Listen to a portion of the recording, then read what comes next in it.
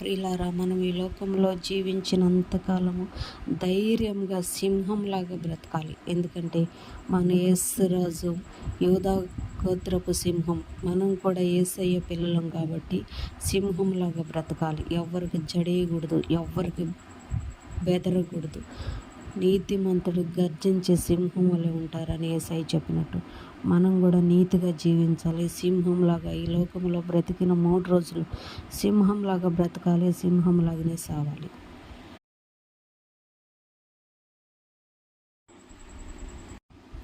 ప్రియులారా, మనం ఈ లోకంలో జీవించినంతకాలము ధైర్యంగా సింహంలాగా బ్రతకాలి. ఎందుకంటే మన యేసురాజు యూదా గోత్రపు సింహం.